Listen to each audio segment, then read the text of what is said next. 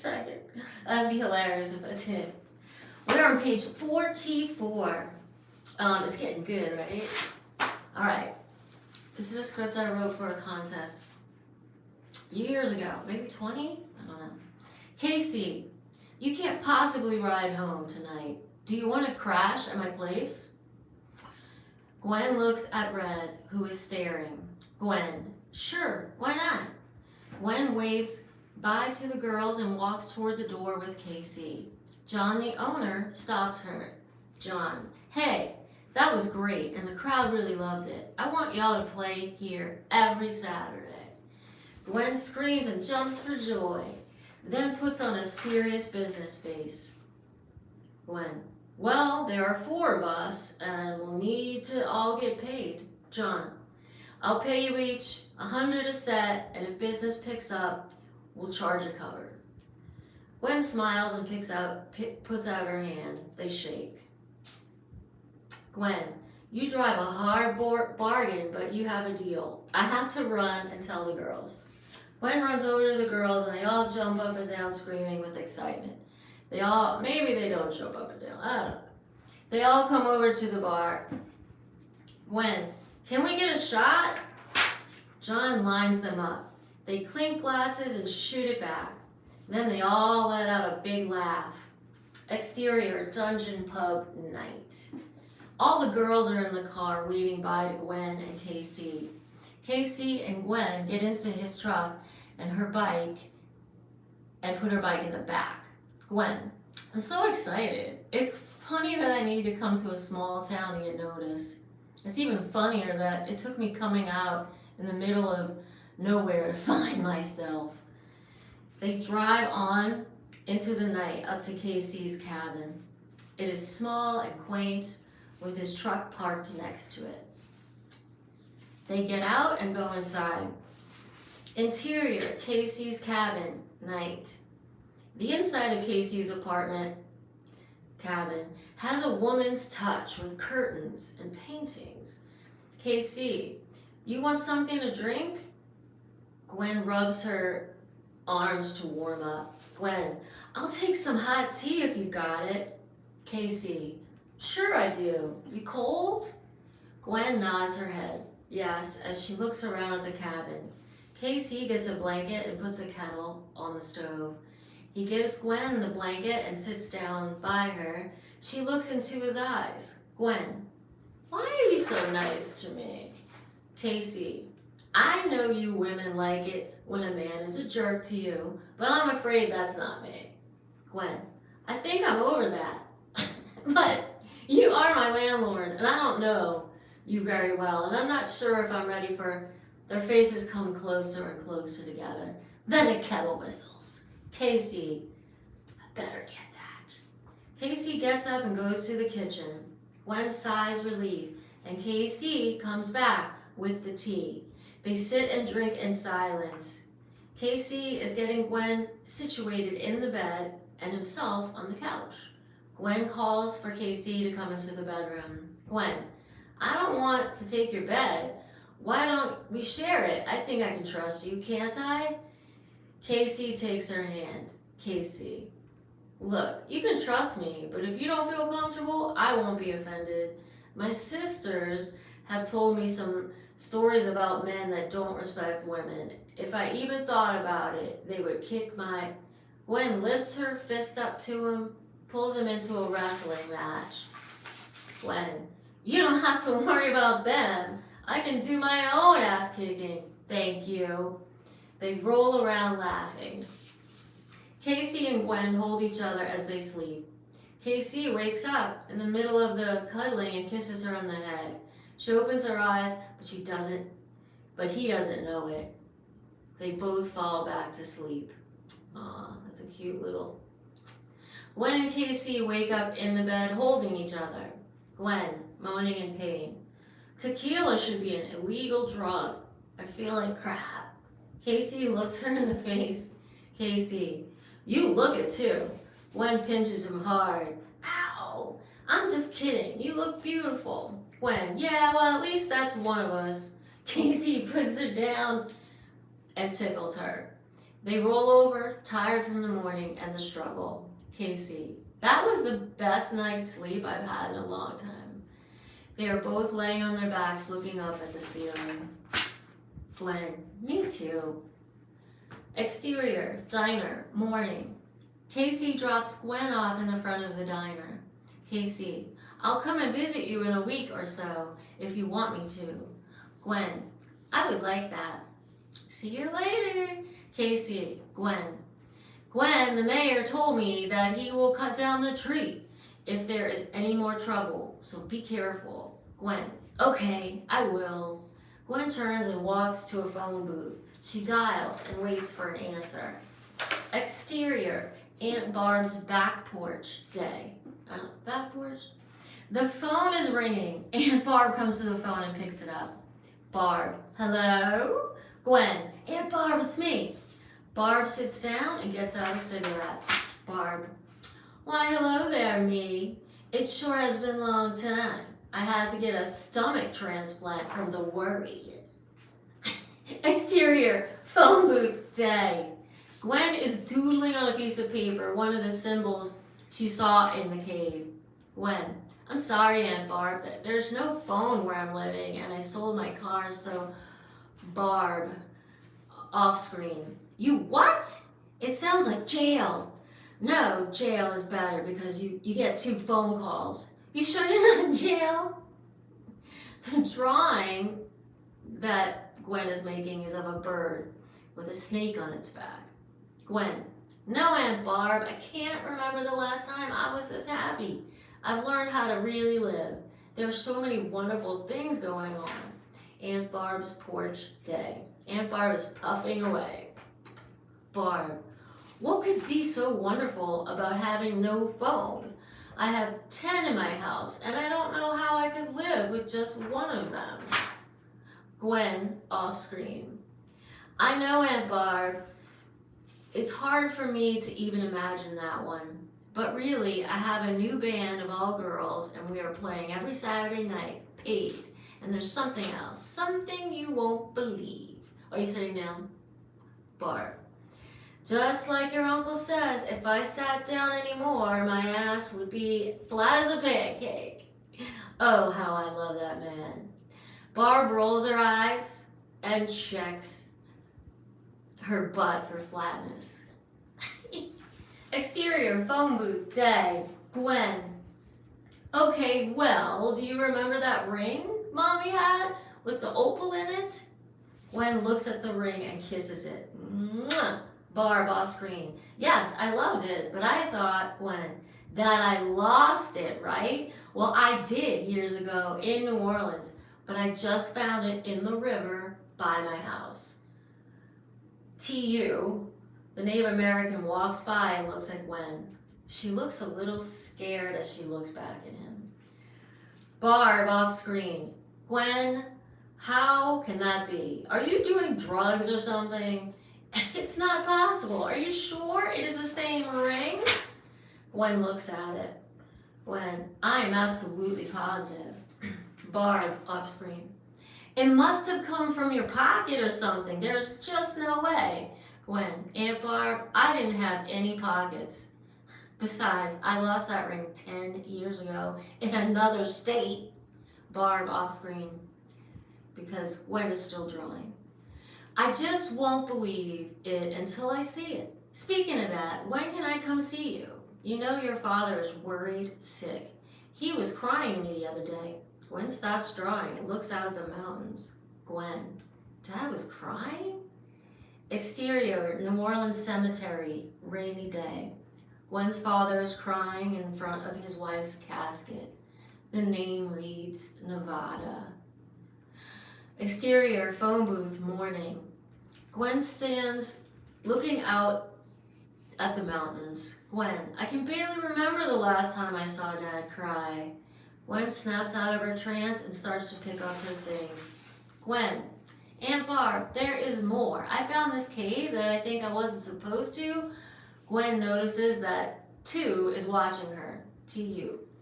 Gwen, never mind that, Aunt Barb. I better keep going. I wouldn't want to mess up that new stomach transplant. So don't worry about me. So don't worry about me. I feel like good fortune is on my side. I'll write you with my address, and maybe you and Dad can come visit. I love you. Bye. Gwen hangs up the phone before Aunt Barb can say goodbye. Exterior, Aunt Barb's porch day. Aunt Barb sits frustrated, puffing on her cigarette. Barb, that girl, I swear, one of these days. She rubs her stomach and looks at the mirror at herself. She is an attractive woman. She flips her hair with pizzazz and walks into her home. Exterior, streets of Clearwater day. Gwen is walking swiftly and ducks into a bookstore. Interior, bookstore day. Gwen walks in and immediately walks to the back of the store. The clerk doesn't even notice her. The store is colorfully decorated with artifacts and paintings. Gwen starts to browse the books and comes to the Native American section. She pulls out a book entitled Shapes, Images, and Meaning. She opens it up and walks to the counter to buy it. Gwen, I'll take this. Clerk, that will be a real interesting read. The clerk is a woman who is small and dark-skinned, looks at Gwen suspiciously. Gwen pays her and leaves the store. Exterior dungeon pub day. Gwen looks around but doesn't see anyone. Her bike is parked in front of the dungeon. She climbs on her bike, puts her helmet on, and takes off for her cabin. Exterior dirt path to the cabin day. Gwen is riding into the wind and she stretches out her arms. She lets out a big scream. Howl! Gwen's cabin, dusk. Gwen pulls up in front of her cabin. She pulls her helmet off, and climbs off.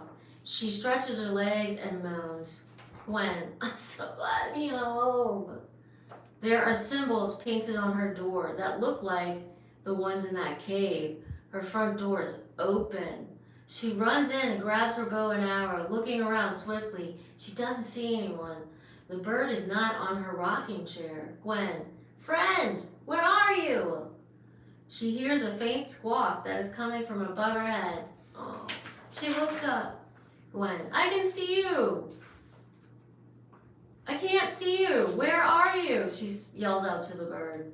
The bird jumps down quickly onto her shoulder. It startles Gwen. She notices something on its leg. Gwen, what's this? She pulls the paper off. It is a note that reads, forbidden. Wow, on the bird's leg. Okay. Gwen, very to the point. Gwen, as Gwen says, very to the point. Gwen looks worried as she pets her friend. Gwen, you okay, friend? Interior, Gwen's cabin, day. Gwen is sitting on her bed with the book she bought from the bookstore. Her cat, White Cat, is sitting next to her. She has her front door open so she can look at the pictures painted there. She searches through the book for the symbols' meanings. Finally, she comes to a page that has the same symbols. Gwen, it's a protection from evil spirits. Angel, her cat, it's good, not bad. She's speaking to the cat. Unless it means I'm the evil spirit.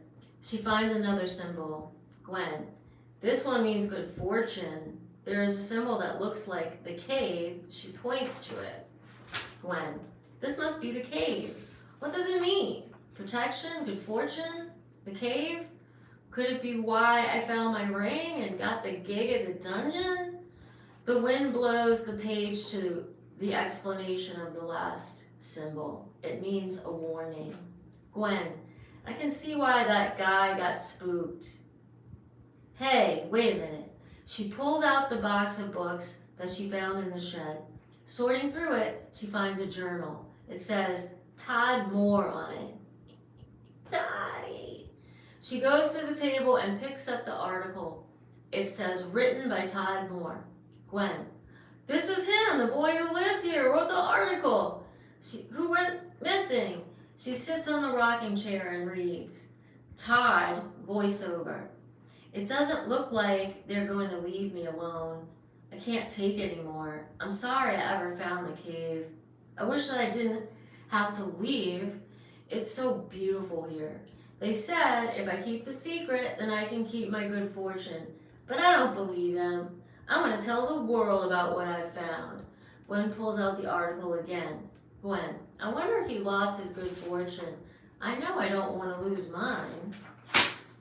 Exterior, Gwen's cabin, dead. Gwen is shooting her arrow at an apple in the tree. After a few tries, she hits it. Then a rustle in the trees startles her. She reacts and shoots. Someone cries out. Gwen runs into the woods where she shot her arrow. Gwen, who is it? Where are you? She finds TU, lying on the ground with the arrow through the flesh on his arm. Gwen, are you okay? Here, let me help you. She lifts him to his feet and helps him back to her cabin. Interior, Gwen's cabin, dusk. After laying him down on her bed, she gets water and medicine. She comes over to him and cleans his wound. 2. You're a good shot. Gwen, I would have never done it. I'm just a little edgy lately. What were you doing outside my cabin? She takes a good look at his face and recognizes him. Gwen, it's you. You're the one who was following me the other day, and you were in the car shop that day. She gets distressed and grabs the arrow, which is still embedded in his skin. She starts to pull it. He screams. Gwen, why are you spying on me? What is going on? 2 cries out in pain.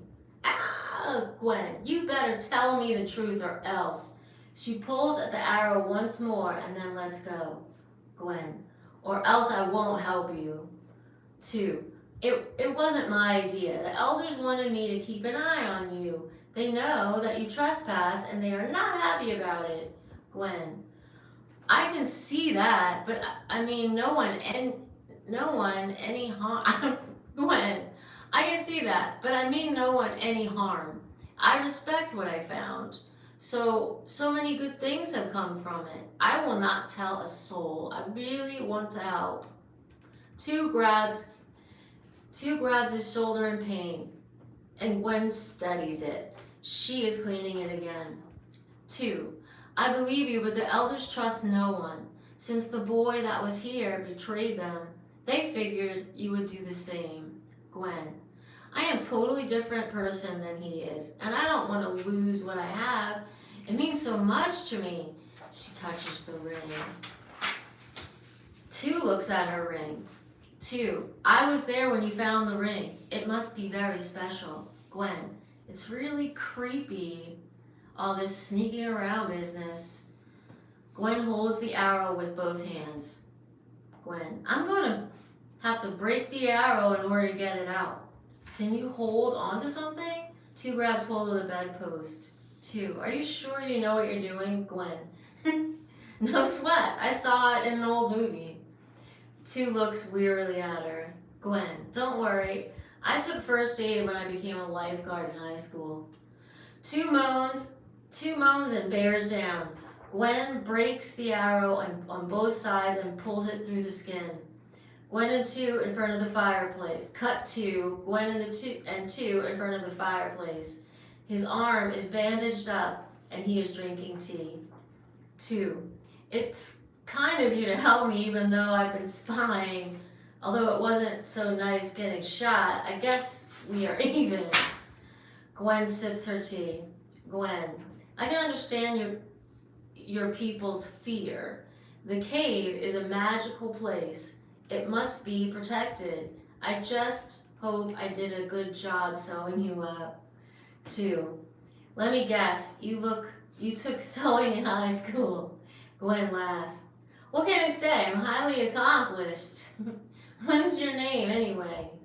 2 holds his arm as he speaks. 2, my name is Two Feather, but everyone calls me 2. The hawk squawks. The bandage is still on the bird. Gwen, well, maybe I should have shot you twice then. She tries to get up. 2 tries to get up. 2, I see you have helped someone else besides me. And he goes to the bird. Gwen, where are you trying to go? You've just lost too much blood. You will have to stay here and rest. I can trust you'll be a good boy. She touches his arm. Gwen, besides, I know your weak spot. Gwen situates two on the sofa. He is handsome and strong with a big chest and arms. His long black shiny hair shines in the firelight. Gwen watches him as he sleeps. Interior Gwen's cabin morning. Gwen stretches to awake, yawning and kicking back the covers. The sofa is empty. Two has gone. There is no note, but there are two feathers laying on his pillow. Gwen picks them up and brushes her face with them. Ah, two feather. Interior shed day. Gwen is dressed in overalls with a blowtorch in hand. She is welding something. Exterior cabin dusk. Gwen is walking to the cabin. She pulls off her welding mask. The setting sun looks as dirty as she does. I don't know what I mean there. Interior cabin dusk. Gwen pulls out a video camera and sets it up to record. Then she plops down on the couch. Gwen to camera. This feels like the best moment of my life. I just thought you might want to know that. Gwen grabs a towel from the back of the rocking chair and leaves the camera's eye. The bird jumps down from his perch into the lens and taunts the camera. Gwen looks back into the screen. She is dripping wet. Gwen to camera. That was great. She had just jumped into the river. She walks to the camera and turns it off. At least she thinks that she has. I don't know what I mean there. Interior Gwen's cabin night. The camera is still capturing Gwen as she snuggles into bed. She falls asleep and a strange light comes toward the window. The door is thrown open and the cabin fills up with people in masks. They take her screaming into the night. Exterior, the woods, night. Gwen is being pulled through the trees. They have covered her eyes and mouth. She struggles to escape. They come to the little village of cabins. She is dropped to her knees. All of the kidnappers take off their masks. They are all Native Americans, and Ted is one of them. Ted, you have trespassed into the forbidden, and you must pay the price. Gwen squirms, her mouthpiece off. Gwen, I have told no one. I respect the cave. I will never go there ever again. Please, let me go.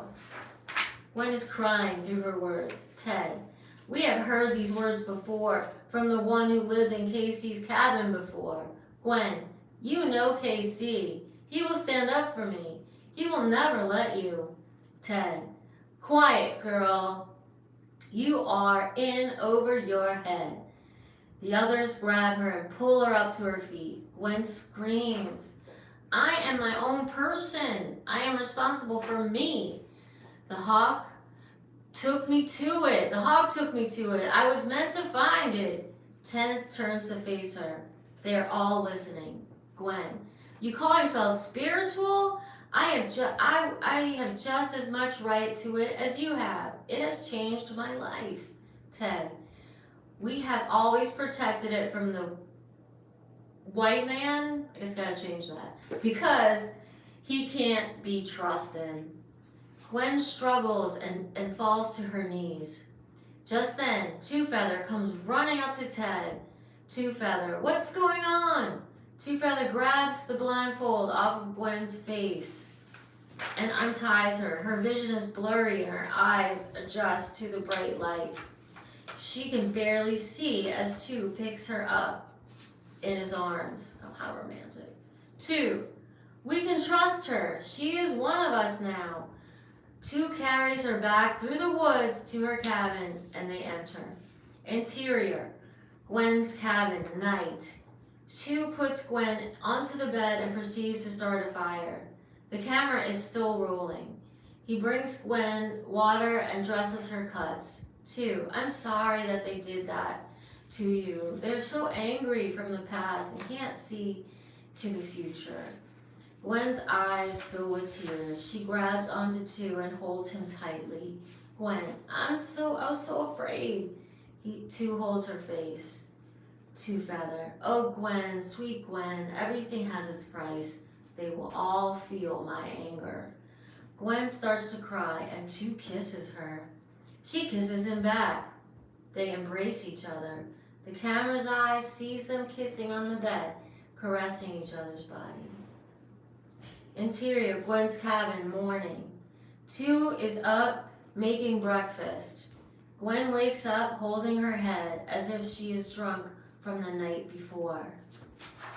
I'm gonna cut this one. We are on page 64. We're getting there, we're getting there.